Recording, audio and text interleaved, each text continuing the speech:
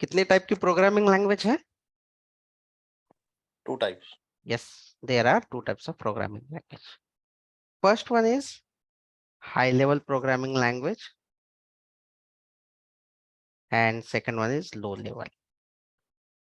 जैसे कि last session में हमने डिस्कस किया था कि हमें क्यों लैंग्वेज की जरूरत क्यों होती है बिकॉज ऑफ दो पर्सन हो या दो डिफरेंट एंटिटीज हो, उनके बीच में अगर कम्युनिकेशन चाहिए तो अंडरस्टैंडिंग के लिए हमें लैंग्वेज की जरूरत होती है।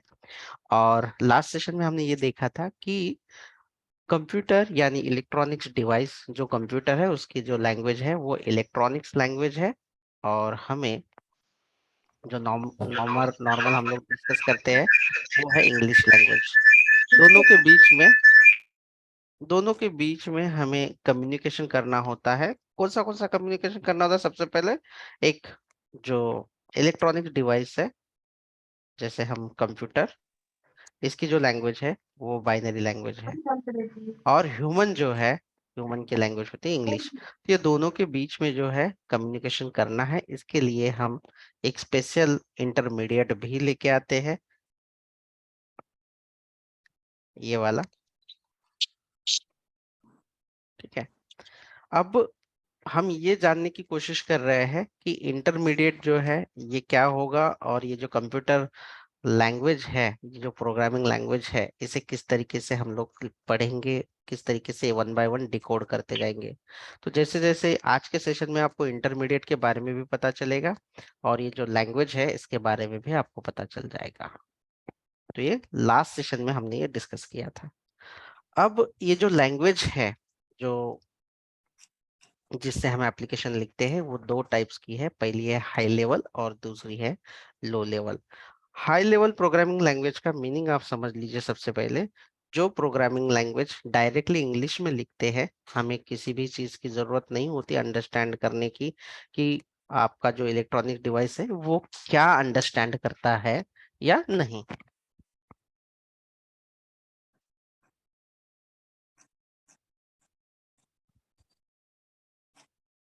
ठीक है। तो जैसे कि मैं आप लोगों को एक पेंट में से दिखा देता हूँ। स्क्रीन दिखाई दे रही है आपको पेंट की?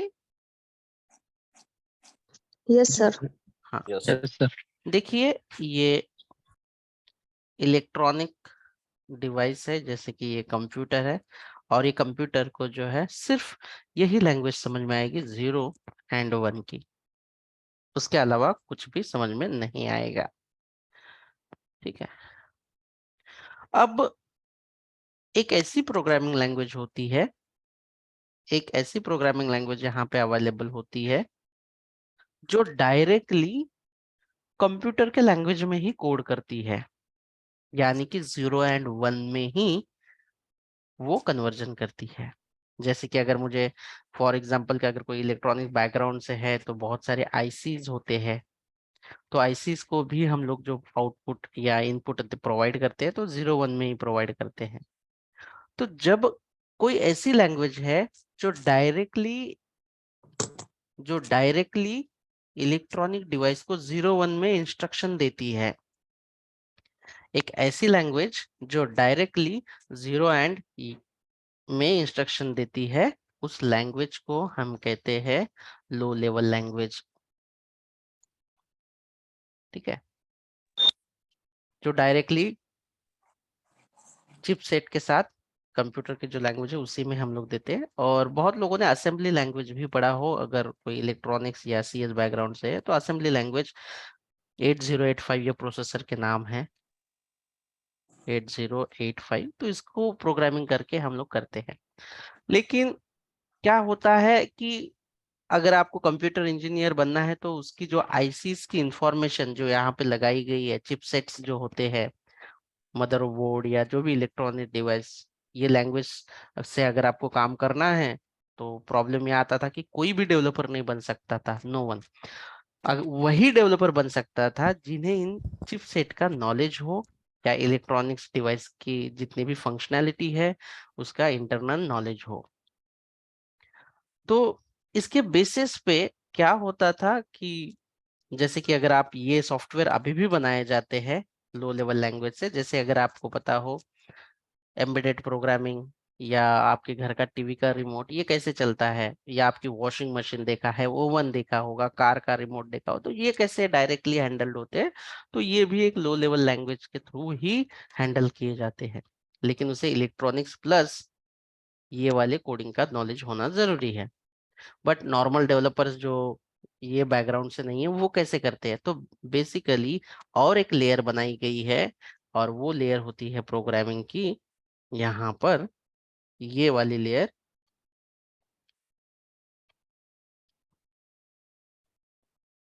High level programming language, high level programming language होती है यहाँ पे। अब इसमें क्या किया जाता है कि डेवलपर जो भी प्रोग्राम लिखना है वो इंग्लिश में ही लिखता है। ऐसे इस तरीके से लिखेगा, प्रिंट कर दे जो भी है नाम, हेलो, प्रिंट कर ले। तो क्या आप लोग ये पढ़ के समझ पाते हो कि मुझे प्रिंट करना है हेलो? ये समझ पा रहे हो आप लोग? Yes sir. तो ये लेवल की हाई लेवल लैंग्वेज जो है, ये लेवल की, ये इंटरनली, ये जो है हाई लेवल लैंग्वेज जो है कोई भी हो सकती है। अब इसमें पाइथन है, जावास्क्रिप्ट है, जावा है, पीएचपी है, बहुत सारी लैंग्वेज हाई लेवल लैंग्वेजेस है। तो ये जो लैंग्वेजेस है हम लिखते हैं इंग्लिश में, इसके अंदर जो कोड लिखते हैं इंग्लिश में लिखते हैं, लेकिन इंटरनली ये लैंग्वेज का ट्रांसलेशन करने की जिम्मेदारी जो होती है इस लैंग्वेज के अंदर, जब हम इंस्टॉल करेंगे तो बीच में इंटरप्रेटर यानी कि ट्रांसलेटर होता है। ट्रांसलेटर यहाँ पे मैं इसी को ये साइड में शिफ्ट कर देता हूँ ताकि आपको पता चलेगा दो चीजों में फर्क।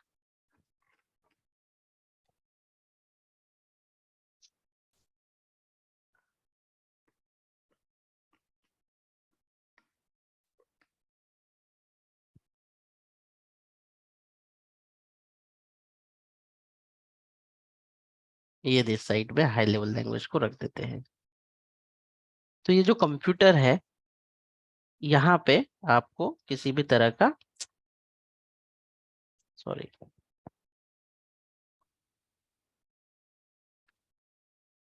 बीच में आपको जो मिलेगा आपको यहाँ पे, इससे जो डायरेक्टली कन्वर्जन होगा यहाँ पे, तो इसके बीच में एक इंटरप्रेटर या कंपाइलर की जरूरत होती है, और ये भी उस प्रोग्रामिंग लैंग्वेज का ही हिस्सा होता है। इंटरप्रेटर या कंपाइलर, ये दोनों क्या है, कंपाइलर या इंटरप्रेटर, ये दोनों का काम क्या है कि जो इंग्लिश में कोड लिखा गया है अकॉर्डिंग टू कंप्यूटर लैंग्वेज के हिसाब से वो कन्वर्जन करे। तो आप लोगों को क्लियर है कि हाई लेवल लैंग्वेज कैसे स्टेजेस होंगी, कि यहाँ पे हम इंग्लिश में कोड लिखेंगे, उस हाई लेवल लैंग्वेज का जो इंटरप्रेटर है वो कन्वर्जन करेगा कंप्यूटर लैंग्वेज में, और जो भी इससे रिस्पॉन्स मिलेगा, वो जो भी आउटपुट मिलेगा वापस से इंटरप्रेटर या कंपाइलर इंग्लिश में ही जो उसका आंसर है हमें प्रोवाइड करेगा। तो इसलिए हमें कोई भी चिपसेट या इलेक्ट्रॉनिक्स लैंग्वेज सीखने की जरूरत नहीं पड़ेगी। इलेक्ट्रॉनिक्स लैंग्वेज जैसे कि बाइनरी, हेक्सा, डेसिमल, ये सारी चीजें हमें सीखने की जरूरत नहीं पड़ती। तो इसके बदले में हम जो हाई लेवल लैंग्वेज लिखते हैं, कौन से हाई लेवल लैंग्वेजेस होती है, तो मैं लिख के देता हूँ, जैसे कि सी, सी प्लस प्लस, जावा, डॉट नेट, पीएचपी, और उसके बाद रूबी एंड रेल्स, ये सारी ऐसे ही लिखी जाती है। दो टाइप है यहाँ पे लैंग्वेज के। क्या आप लोगों को ये जो टाइप्स है ये क्लियर है कि लो लेवल लैंग्वेज किसे कहा जाएगा और हाई लेवल लैंग्वेज किसे कहा जाता है?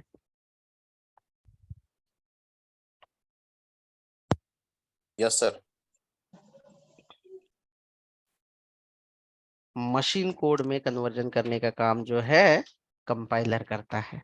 और एक कंपाइलर कहाँ पे मिलता है? कुछ नहीं, एक एप्लीकेशन होती है, हम लोग डाउनलोड करेंगे, नोड जेएस जो है हम डाउनलोड एंड इंस्टॉल करेंगे यहाँ पे जावास्क्रिप्ट के लिए, क्योंकि जावास्क्रिप्ट का जो भी कोड हम इंग्लिश में लिखेंगे उसे कन्वर्ट कर देगा वो मशीन कोड में। तो कंपाइलर भी, कंपाइलर के पास भी लाइब्रेरीज होते हैं, मॉड्यूल्स होते हैं। मतलब क्या लाइब्रेरीज का मतलब क्या, जैसे हमारे पास डिक्शनरी होती है मराठी टू इंग्लिश या other language to some other another language, ऐसे करते हैं। तो इसी के पास भी ना लाइब्रेरी होती है।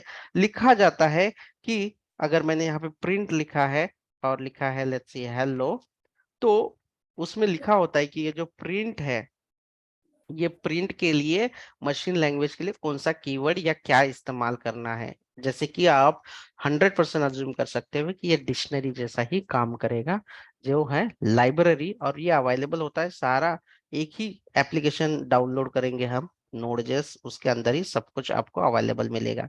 और नॉट ओनली जावास्क्रिप्ट के बारे में but also you can say Java, Python, PHP, उनके पास भी जो उनके कंपाइलर होते हैं, सारी लाइब्रेरी और वर्ड्स जो होते हैं उसके अंदर ही समाये होते हैं।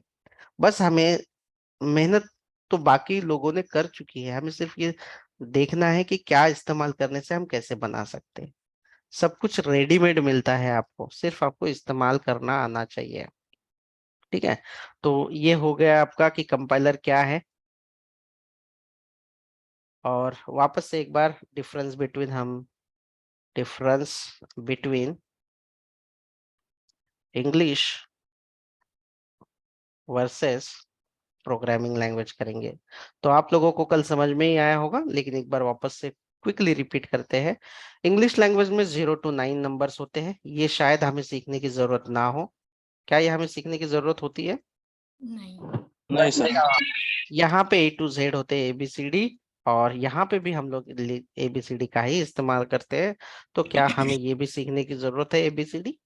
नहीं सर। यहाँ पे स्पेशल सिंबल होते हैं, प्लस, डिवाइड, माइनस, इसका मीनिंग पता है आप लोगों को? Special character. Special character.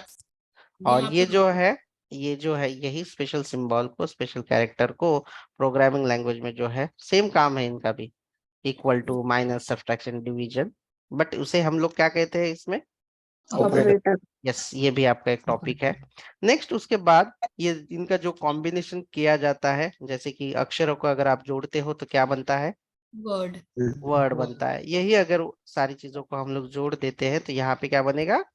उसे ही हम वेरिएबल कहेंगे। मल्टीपल वर्ड एक साथ जोड़ेंगे तो क्या बनेगा? सेंटेंस। और यहाँ पे बहुत सारे वेरिएबल जोड़ दोगे तो क्या बनेगा? स्टेटमेंट। स्टेटमेंट। अब बहुत सारे सेंटेंस जोड़ेंगे तो क्या बनेगा? पैराग्राफ। और यहाँ पे क्या बनेगा? बहुत सारे स्टेटमेंट, फंक्शन। अभी मल्टीपल पैराग्राफ रहेगा तो यहाँ पे आपका पेज बन सकता है एक, यहाँ पे होगा क्लास। मल्टीपल पेजेस का एक लेसन बन सकता है, और यहाँ पे मल्टीपल क्लासेस का जो है जो बंच बनेगा उसे हम क्या कहेंगे? यहाँ पे कहेंगे मॉड्यूल, या कोई प्रोग्रामिंग लैंग्वेज जो है जावा उसे पैकेज कहती है। ठीक है, बहुत सारे लेसन्स का यहाँ पे बनेगा एक बुक या सब्जेक्ट, और यहाँ पे फाइनली बनेगा एप्लीकेशन सॉफ्टवेयर।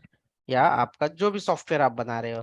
और आपका एंड टारगेट यही है, आप अगर एप्लीकेशन और सॉफ्टवेयर बना पा रहे हो तो आप ग्रेजुएट से बन गए हो एक रिसोर्स, बिलेबल रिसोर्स, यानी कि पैसा कमाने वाला एक ऐसा जरिया जो कंपनी को पैसा कमा के देगा। ठीक है, चलो, तो हम शुरुआत करने वाले हैं। सबसे पहले हम शुरुआत करेंगे वेरिएबल। हम किस तरीके से जाएंगे इसमें, और भी एक छोटा सा टॉपिक है हम कवर करने वाले हैं ये टॉपिक। फर्स्ट टॉपिक जो होगा वेरिएबल, और उसके बाद डेटा का अलग अलग कैटेगरी होती है, टाइप होते हैं, जैसे कि नंबर हुआ, कैरेक्टर हुआ है, बुलियन है, जैसे कि ट्रू फॉल्स है। तो ये अलग अलग कैटेगरी जो है हम वो भी देखेंगे। यहाँ पे देखते हैं डेटा टाइप। उसके बाद थर्ड नंबर पे देखेंगे ऑपरेटर। फोर्थ नंबर पे जो होगा हमारा होगा यहाँ पे स्टेटमेंट। एंड फिफ्थ नंबर पे एंड फाइनल वन होगा हमारा फंक्शन। ये हम प्रैक्टिकली एंड थ्योरेटिकली बहुत अच्छे से करने वाले हैं। तो कितने टॉपिक पढ़ने हैं आप लोगों को? Variable, data type, operator, statement and function. तो ये हमें प्रैक्टिकली कोड करने के लिए हमें दो चीजों की जरूरत होती है। पहला है Node.js, और दूसरा है हमें कोई भी एक टेक्स्ट एडिटर और आईडीई की जरूरत हो सकती है। सबसे पहले समझते हैं कि Node.js है क्या। Node.js जावास्क्रिप्ट का लाइब्रेरी है जो which provide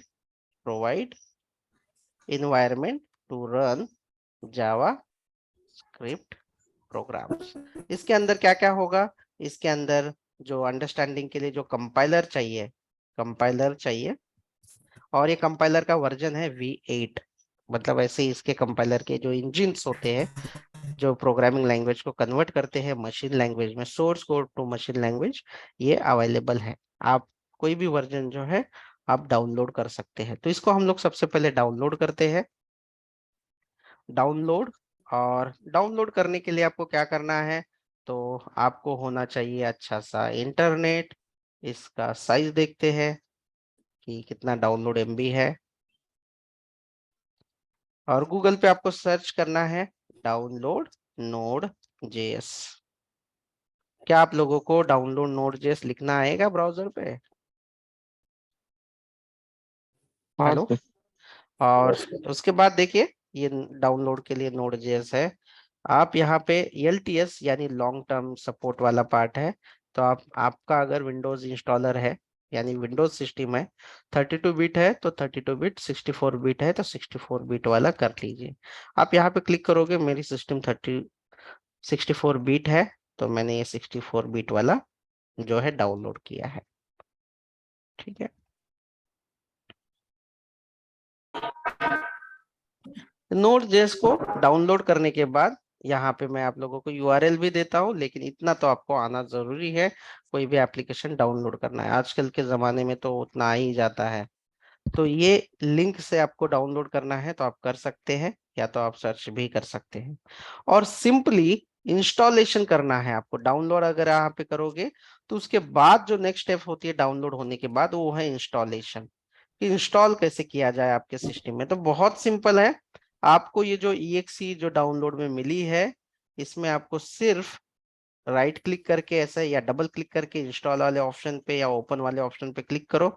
मैंने क्लिक किया तो ये ऐसे इस तरीके से दिखाई देगा, देखो।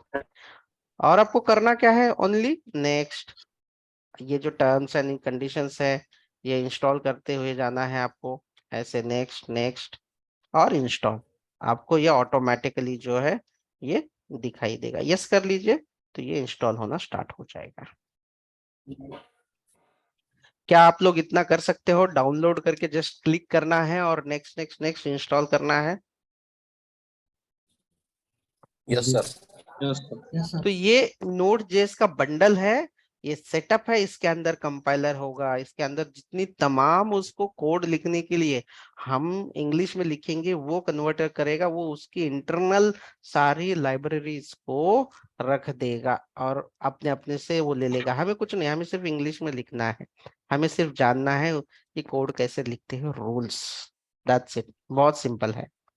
इसके बाद आपको कोड कहाँ पे लिखना है, जहां पे आपको लिखना है, जैसे मैं नोटपैड प्लस प्लस पे, कुछ ये मेरा नोटपैड प्लस प्लस है, इसमें मैं लिख रहा हूँ, मैं इसमें भी लिख सकता हूँ।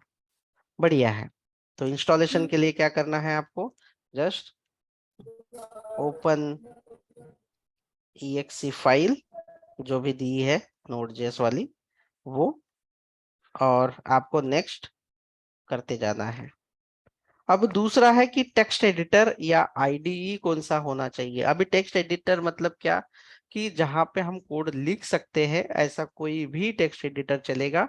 कौन से टेक्स्ट एडिटर है, नोटपैड, नोटपैड प्लस प्लस, सबलाइन, जहां पे कोड लिखते हैं, जहां यहाँ पे मैं जो टाइप कर रहा हूँ ये भी टेक्स्ट एडिटर है, ये भी चलेगा। बहुत सारे हैं मार्केट में, सबलाइम है, VS कोड ये। तो इनमें से आपके पास कोई भी होगा तो भी चल जाएगा, लेकिन रिकमेंडेड है कि आप VS कोड ले, उसके अंदर अच्छे खासे फीचर है VS कोड। अभी ये कैसे डाउनलोड और इंस्टॉल करना है, तो वापस पे आपको गूगल की सहायता लेनी है। ये मेरा फिनिश हो चुका है। गूगल की सहायता लेने से आपको यहाँ पे आना है और लिखना है डाउनलोड VS कोड। ये सर्च करो और आपको पहले ही नंबर पे दिखाई देगा ये ऐसे साइन दिख रहा है आप लोगों को साइन। Yes, sir. आप यहाँ पे क्लिक कीजिए, आपका ऑपरेटिंग सिस्टम विंडोज है तो विंडोज पे क्लिक कर दीजिए, ये डाउनलोड होना स्टार्ट होगा। ये देखिए VS कोड सेटअप 86 MB है।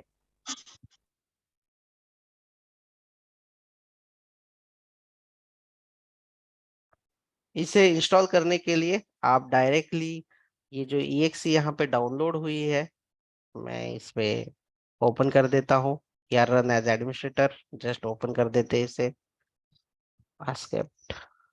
Next next next, that's it, ये इंस्टॉल होते जाएगा।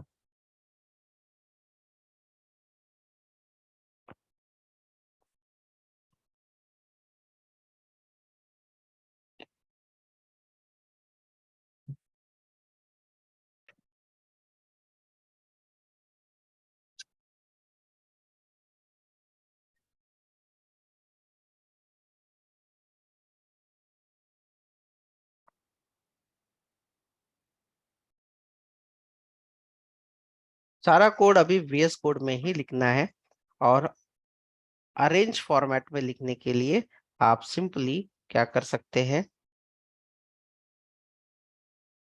एक फोल्डर बना सकते हैं। सबसे पहले आप ओपन कीजिए VS कोड को। मैंने स्टार्ट विंडोज का बटन दबाया है ताकि ये सर्च मेन्यू आ जाए VS कोड। आप VS टाइप करोगे तो देखो यहाँ पे आपको विजुअल स्टूडियो कोड की एप्लीकेशन दिखाई दे रही है। क्या दिखाई दे रही है आप लोगों को VS कोड की एप्लीकेशन? Yes, sir. तो ये टॉप पे ही दिखाई देगी, यहाँ पे आप क्लिक कर लीजिए। इंस्टॉल होने के बाद देखो मेरे जो पुराने कोड्स है वो अवेलेबल है। मैं दूसरा एक फोल्डर यहाँ पे बना रहा हूँ आप लोगों के लिए।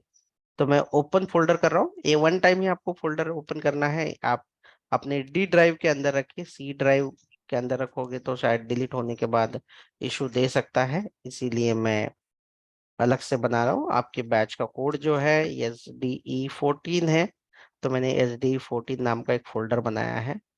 एंड होप सो कि सब लोगों को ये फोल्डर बनाना, फाइल, ये सबको आता होगा। ये बेसिक कोर्सेज होते हैं जैसे कि MSCIT उसमें पढ़ते हैं लोग।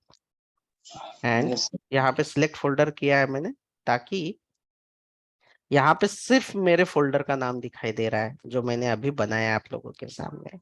क्या आप लोगों को स्क्रीन दिखाई दे रही है और फोल्डर का नाम आपको दिखाई दे रहा है? Yes, sir. Yes, sir. और यहाँ पे आपको एक फाइल क्रिएट करने के लिए ये छोटा वाला पहला प्लस का न्यू फाइल का ऑप्शन दिख रहा है Yes, sir. और यहाँ पे फोल्डर है। हमें Yes, फोल्डर sir. नहीं बनाना है, यहाँ पे File. हमें सिर्फ फाइल बनानी है। और यहाँ पे हम क्लिक करेंगे, यहाँ पे फिलहाल कुछ नहीं होगा, लेकिन मेरा ये फर्स्ट प्रोग्राम है और फाइल का नाम मैं शुरुआत करता हूँ स्मॉल से।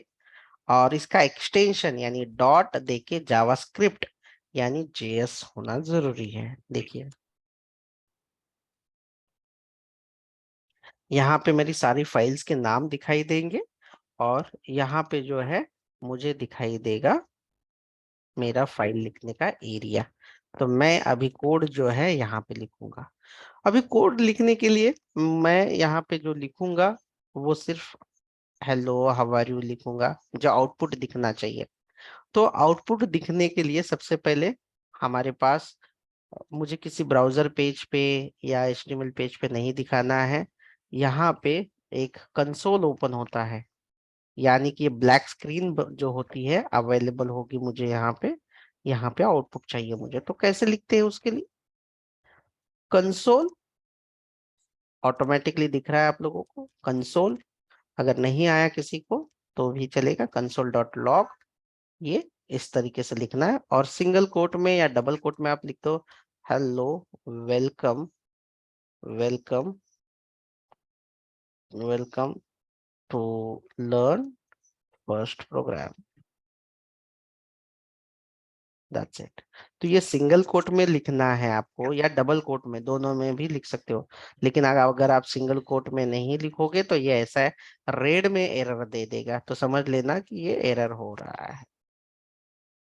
इस तरीके से डबल कोट में लिखना है आपको। अब इसे रन कैसे करेंगे? तो रन करने के लिए आपको सिंपल एक छोटा सा कमांड लिखना है, और कमांड लिखने के लिए आपके पास एक जगह होगी जिसे कहा जाएगा टर्मिनल। तो टर्मिनल ओपन करने के लिए रन के बाद में यहाँ पे एक ऑप्शन दिखाई दे रहा है टर्मिनल करके। क्या आप लोगों को ऑप्शन दिखाई दे रहा है terminal? Yes, sir. Yes, sir. तो Sir. न्यू टर्मिनल, यहाँ पे जैसे ही टर्मिनल ओपन करेंगे तो क्या आप लोगों को टर्मिनल दिखाई दे रहा है? Yes, sir. ये वाला टर्मिनल है, ये कंसोल है। मैं इसे रन करता हूँ।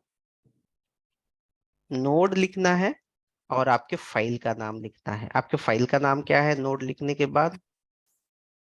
First.js. First dot .js. Yes.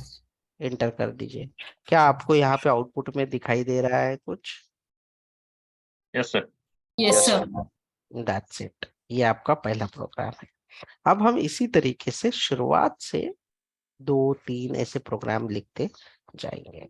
मैं इसे VS कोड को बंद कर रहा हूँ, और ये जो इंस्टॉलेशन एक बार हुआ तो इसको नहीं ओपन करना है। ये इंस्टॉलेशन वाला EXE जरूरी नहीं है आपको। आप सिर्फ यहाँ पे विंडोज पे क्लिक करोगे, VS कोड VS टाइप करोगे तो आपको VS कोड दिखाई देगा।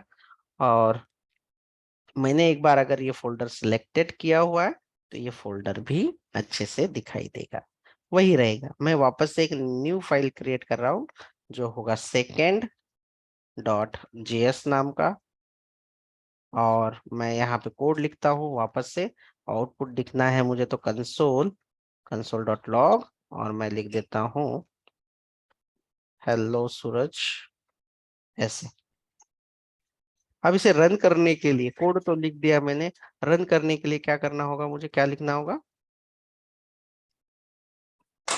नोड, और क्या लिखना है? फाइल का नाम मेरे फाइल का नाम क्या है? second.js. Second.js. ठीक है। तो आप लोगों को ये सारी प्रैक्टिस करनी है, ये सारा एनवायरनमेंट सेटअप जो है आपको करके रखना है। ठीक है।